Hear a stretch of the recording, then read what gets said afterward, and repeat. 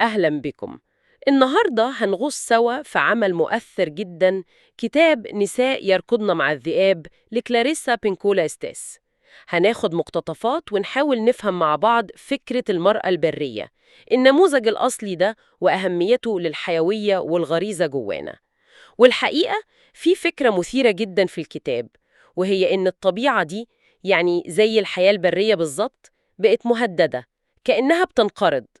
طيب خلينا نفكت الموضوع ده شوية. إيه هي المرأة البرية دي تحديداً زي ما ستيس بتوصفها؟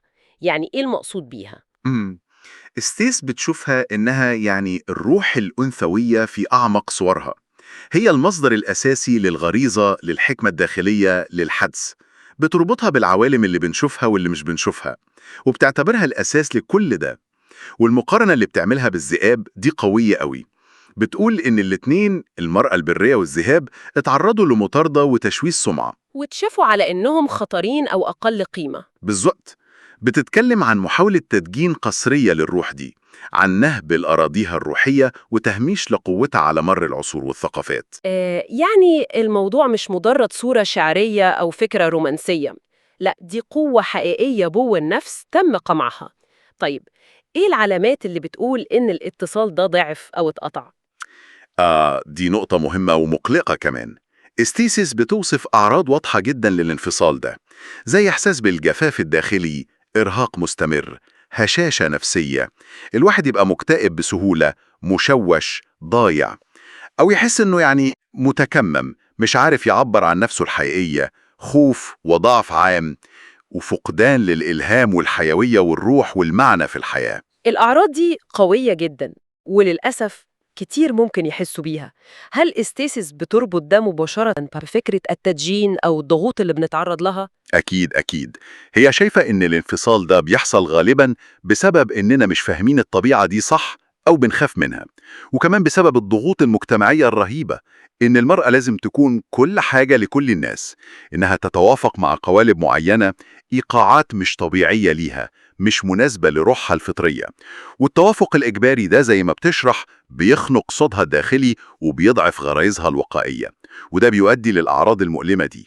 فعلا. وده يخلينا نسأل، طيب لو دي أعراض فقدانها، إيه هي طبيعتها الأساسية اللي بنفقد الاتصال بيها؟ إيه صفاتها؟ هي بتوصفها إنها قوة الحياة، الموت، الحياة، الدورة الطبيعية دي، الخلق والفناء والتجدد. هي اللي بتحضن الأفكار الجديدة. هي الحدس الصافي، اللي بتشوف أبعد من الظاهر، اللي بتسمع بعمق لأصوات الروح والعالم. القلب المخلص. هي مصدر الأفكار والمشاعر والدوافع والذاكرة العميقة جوانا. هي الصوت الداخلي ده اللي بيقول من هنا الطريق، من هنا. هي القوة اللي بتثور ضد الظلم وبترجع الدورات الطبيعية لمسارها. هي زي ما بتقول الجذر الموحل لكل النساء، مصدر كل حاجة غريزية وأصيلة. وصف قوي جدا وعميق.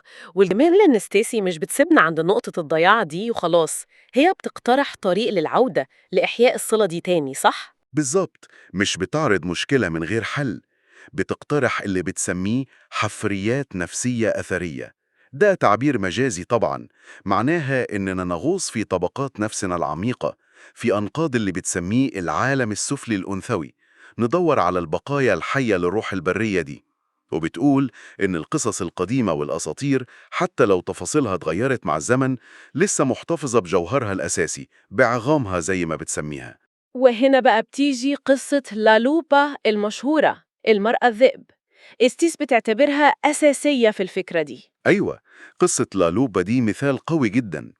المرأة الذئب اللي بتلف في الصحراء تجمع العظم، خصوصا عظم الذئاب، وبعدين بتغني فوق العظم ده عشان ترجعه للحياة تاني. استيس بتشوفها قصة معجزة عن إزاي ممكن نرجع نحيي الروح البرية دي تاني. جمع العظم هنا بيرمز لاستعادة الأجزاء اللي فقدناها أو نسيناها من نفسنا. والغنى فوقها. الغنى هو بث الروح والحياة والعاطفة فيها من جديد، ترجعها لصورة حية وقوية مرة تانية. كأنها بتقول إن الروح دي ممكن تتجمع وتتحيي تاني حتى لو كانت اتكسرت أو اتشتتت. يعني الفكرة الجوهرية هي إن علاقتنا بالطبيعة البرية دي علاقة مصيرية حيوية لينا. تماماً، هو ده لب الموضوع. وإستس بتلخصها بجملة قوية ومباشرة: بدوننا تموت المرأة البرية، بدون المرأة البرية نموت نحن. من أجل الحياة الحقيقية لازم الاتنين يعيشوا.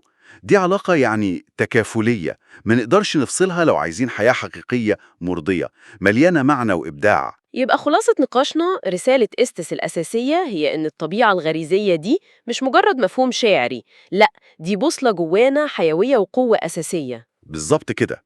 لو تجاهلناها أو قمعناها بنضيع وبنعاني بشكل حقيقي، وبنشوف الأعراض دي بوضوح.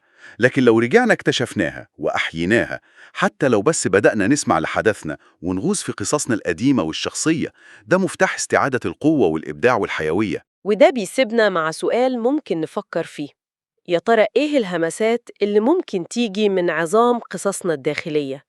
الأجزاء المنسية أو المهملة اللي مستنية تتسمع وتتجمع ويتغنى لها عشان نبدأ رحلة استعادة الطبيعة الحيوية والجمحة جوانا.